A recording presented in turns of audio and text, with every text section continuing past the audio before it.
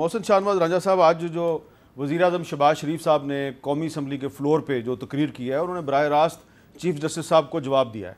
तकरीर तो बहुत लंबी है, लेकिन उनकी तकरीर के 2-3 हिस्से बड़े इंपॉर्टेंट हैं।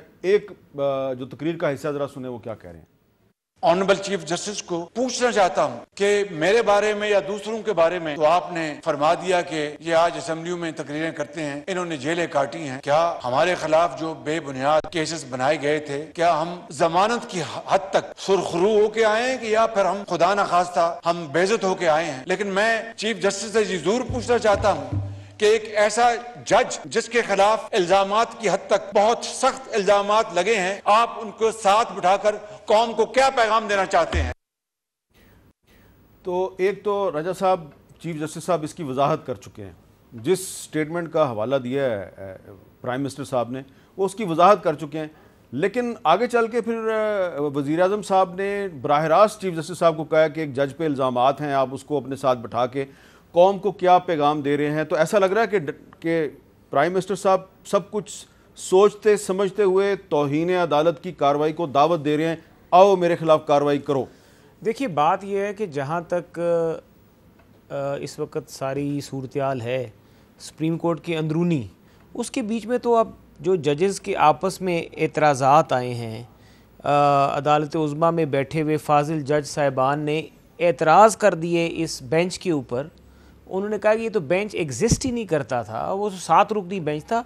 और उसके बाद आज जब काजी फ़ाइज़ ईसा ने रजिस्ट्रार को लेटर लिख दिया है कि आप तो इस ओहदे पे बैठने के अहल ही नहीं हैं, तो मेरे ख्याल से और मेजॉरिटी जो है, अतर मिनल्ला साहब, मंसूर शाह साहब, या अफरीदी साहब और भी काफ़ी मंदो खेल साहब, मैं नाम लेता हूँ, काजी फ़ाइज़ साहब और भी, जब इतनी ज़्यादा आपके अगेंस्ट एक मेजॉरिटी जो आपकी राय फॉर्म कर ली है, तो क्या बुराई है कि आप एक अपनी जो दानिश का दायरा बढ़ा लें, उसके बीच में चंद और फाजिल जज साहिबान को बिठा लें। हो सकता है आपकी मावनत हो जाए, कौम की रहनुमाई हो जाए और मुल्क व कौम इस अजाब में जिसमें मुब्तला है, इससे वो बाहर निकल आए, कोई सिमत इख्तियार कर ले, हमारे साथ माशी जो हमारे मुश्किलात हैं उसमें से हम बाहर। लेकिन आपको ये अंदाज़ा है कि अगर फ़र्ज़ करें कि वो लार्जर बेंच बना देते हैं, या चलें मान लेते हैं वो फुल कोर्ट बना लेते हैं, आपको अंदाज़ा नहीं है कि फुल कोर्ट भी यही फैसला करेगी कि 90 दिन के अंदर इलेक्शन। देखिए, जहाँ तक एक मुतालबा आ रहा है ना, देखें, पाकिस्तान की अवाम अपने मुंतखब नुमाइंदों के ज़रिए बोलती है, तो पाकिस्तान की अवाम के जो मुंतखब नुमाइंदे इस ऐवान में हैं, अगर पार्लिमान की बात की आज ऑनरेबल चीफ जस्टिस ने कि वो स्पीकर मेरे पास आए हैं और तमीज़ुद्दीन साहब की बात हुई, तो आज की पार्लिमान ने भी ये करारदाद मंजूर की है, जो करारदाद है इस वक्त रिकॉर्ड का हिस्सा है, जिसमें उन्होंने अदम एतमाद का इजहार किया हुआ है, जो आज मंजूर हुई है, जो इससे पहले भी जो पहले मंजूर हो चुकी थी। अब और कल फिर होगी। अब देखें कल भी मेरी इतला के मुताबिक कल भी एक करारदाद मंजूर होगी। पाकिस्तान और दूसरी बात यह कि तहरीक इंसाफ के वकला को पहले इतला दे लेने से और जिस तरीके से इतलाएँ दी गई हैं, ये इतला फवाद चौधरी साहब की भी तरफ से जो बंदों को बुलाया गया, कौन था इतलाएं करने वाला, राजा साहब आप, असद उमर साहब किस को राजा साहब आप एक बहुत माहिर लॉ एक्सपर्ट हैं माशाल्लाह। आपको अच्छी तरह पता है कि अगर कल भी आप करारदाद एक पास कर लें कौमी असम्बली से, तो असम्बली की करारदाद सुप्रीम कोर्ट के ऑर्डर का रास्ता नहीं रोक सकती। देखिए, जो सुप्रीम कोर्ट है ना, उसने जब लॉ कहते हैं ना कि लॉ जो है, आपने सिर्फ का justice must seems to be done, आपने दिखाना भी है कि इंसाफ हो रहा है। अब आप ये कह रहे हैं कि 3 रुकन हैं सुप्रीम कोर्ट के, बाकी जज साहिबान एक तरफ राय का इजहार करते हुए नज़र आ रहे हैं, पार्लियामान आपके खिलाफ एक राय का इजहार करती हुई नज़र आ रही है। इस माहौल में अगर आप समझते हैं कि रियासत सबसे बालातर है, दस्तूर सबसे बालातर है और पाकिस्तान का आइन सबसे बालातर है, तो हमें ऐसा रास्ता तलाश करना चाहिए जिसके बीच में सारों के लिए बेहतरी हो।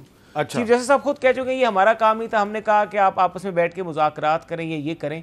जहाँ पे आपको मुझे ये बताइए कि क्या चीफ जस्टिस साहब और सुप्रीम कोर्ट के जजेस इस बात की गारंटी दे सकते हैं कि अगर जानी नुकसान होता है दौरान इलेक्शन तो उसकी जिम्मेदारी ले लेंगे? नहीं, देखिए, जानी नुकसान तो 2018 के इलेक्शन में भी हुआ था। नहीं, लेकिन इस दफा अगर इलेक्शन डे पे धमाके हुए, जानी नुकसान 2013 के इलेक्शन में भी हुआ, जानी नुकसान 2008 के इलेक्शन में भी हुआ। फौज थी सिक्योरिटी के लिए, आज आपके पास फौज नहीं है। आप कह रहे हैं नेवी, आप कह रहे हैं एयरफोर्स, आप कह रहे हैं रजाकार, मुझे ये बताएं कि रजाकार अगर किसी पुलिस के नाके पे खड़ा हो तो एक मछंतर जो स्कूटर पे होता है उसने भी मोटरसाइकिल लेकिन पे नहीं रोकी। F-16 का पायलट जो है वो अगर पोलिंग स्टेशन के देखिए, सामने वो खड़ा आपके होगा ख्याल से उसकी तो एबिलिटी है F-16 के पायलट को आप लोग वहाँ पे इज्जत खड़ा कर करेंगे। दें।